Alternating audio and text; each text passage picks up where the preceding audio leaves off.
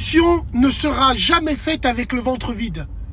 Salut tout le monde, c'est Actu YTB2 et on va regarder une vidéo de Bassem et après la vidéo je vous dirai mon avis, n'hésitez pas à mettre un pouce bleu et à vous abonner. La révolution ne sera jamais faite avec le ventre vide. On comprendra qui pourra. Moi je vais même rajouter des cerveaux vides. Ouais, alors vous avez pu voir apparemment beaucoup d'aliments sont contaminés. Je sais pas ce qui se passe, on parle de fromage, on parle de Kinder, bref, on parle de halib. Il y a plusieurs hypothèses dessus, surtout faut pas rentrer dans la spéculation. Faut surtout pas rentrer dans la spéculation et il faut y aller avec des pincettes. Parce que dedans, tout le monde est innocent et en même temps ils sont coupables tous. Et si, avec des scies on coupe du bois, avec des scies on met Paris en bouteille. Ce que j'aimerais bien, et je la casse et je la jette dans l'océan, dans les abysses. Wallah, plus sérieusement, et si c'est pas ça la Troisième Guerre mondiale? Et si ça serait pas ça, cette intoxication alimentaire voulue par les pays ennemis? Ou la tête de ma mère, c'est pas de la vanité quand je dis ça, mais wallah l'azim, je me fie par rapport au message que je reçois. Donc tu es obligé de leur expliquer quand tu emploies ce genre de mots. Il y en a beaucoup qui comprennent, d'autres non. Ce n'est pas une honte. Loin de là, l'important, c'est qu'on apprend tous en même temps. Et grâce à vous, moi, j'ai appris énormément de choses. Et si c'était pas ça la guerre? Wallah l'azim, tu peux te dire absolument tout.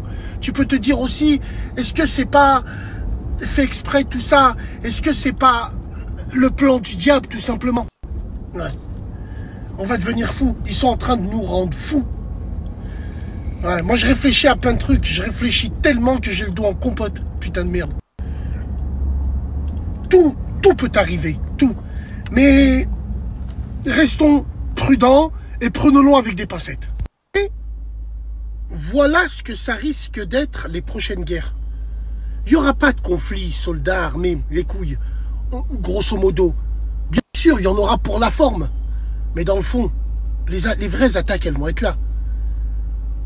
Les attaques, on va dire alimentaires, les attaques aussi par Internet, les attaques, tout ce qui va. Donc ouais, on peut se poser des vraies questions. En tout cas, moi, mon cerveau, il va exploser. Là où je rejoins Bassem, c'est que tout peut arriver. On peut s'attendre à tout et n'importe quoi suite au conflit. Après, concernant l'intoxication alimentaire, je pense qu'il n'y a pas eu de mort non plus. Il y a eu un truc Buitoni la semaine dernière.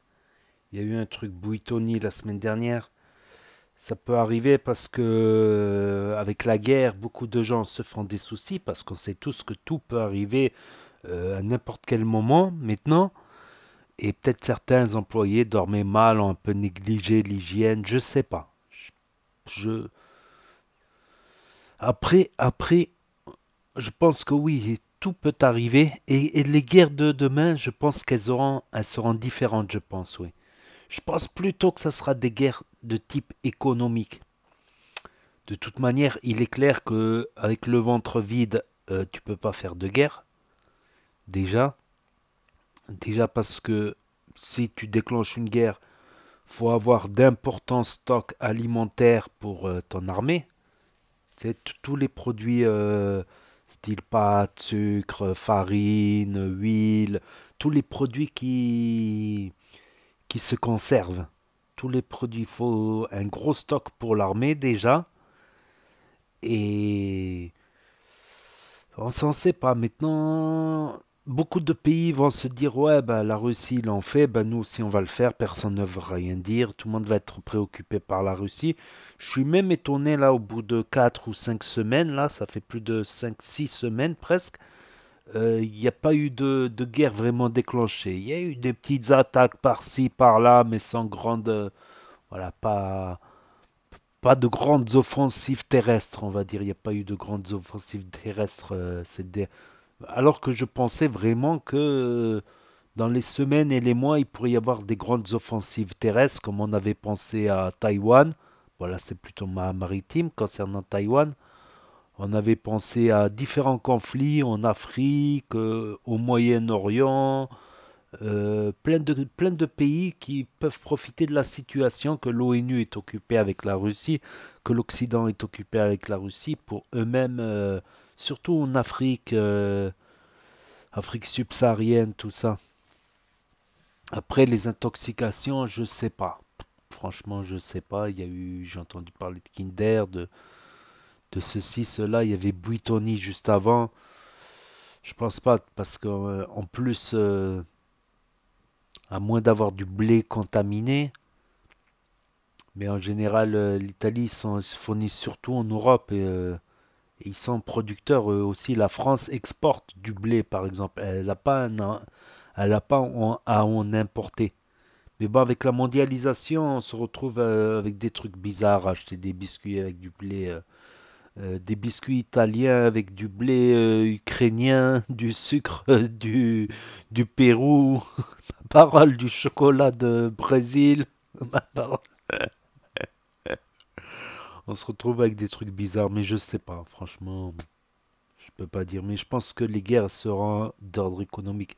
Et on peut voir, ouais, je voulais dire, on peut voir certains pays qui ont les moyens de faire la guerre, comme notamment la Russie.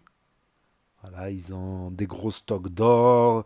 Ils sont quand même dans le G8, il me semble, si je dis pas de conneries, ou G20, ils sont dans le G20. La Turquie aussi, qu'on retrouve un peu partout maintenant, en Syrie, en Irak, en Arménie, en Azerbaïdjan, en Libye. Mais bon, eux, ils sont rentrés vraiment dans le G5, dans le G20, je veux dire. Dire que la Turquie est arrivée dans les 20 pays les plus riches. Donc on peut dire tout sur Erdogan, mais point de vue économique, c'est vrai qu'il a fait beaucoup depuis qu'il est président.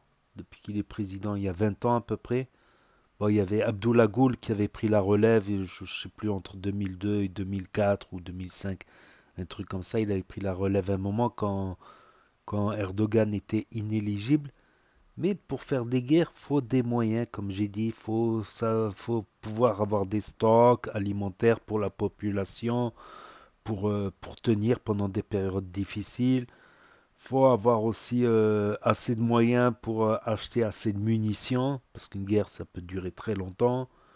Et pour acheter des nouvelles armes en cours de route aussi, pour en fabriquer aussi. On voit bien que la Turquie, par exemple, fabrique diverses armes, même si des fois ça ressemble plus à de l'assemblage que à de la pure fabrication. Euh, donc, je sais pas franchement. Et c'est vrai que ces derniers temps, on réfléchit beaucoup, que ce soit pour nos pays respectifs, voilà, et de rester prudent, de rester prudent. Il n'y a rien qui est joué d'avance de toute manière. Dans tout conflit, il n'y a rien qui est joué d'avance. Des surprises peuvent toujours surgir. On ne sait jamais, comme on dit. On ne sait jamais. Mais c'est pas très rassurant tout ça. C'est vrai que ça fait beaucoup réfléchir. Donc bon, trêve de blablaterie, parce que sinon je vais parler 1 heure. Sinon, n'hésitez pas à me dire ce que vous en pensez dans les commentaires, à mettre un pouce bleu, à vous abonner, à cliquer sur la cloche. Et je vous dis à bientôt pour de nouvelles vidéos. Merci d'avoir regardé. C'était ActuYTB 2. Par Internet, les attaques, tout ce qui va. Donc ouais, on peut se poser des vraies questions.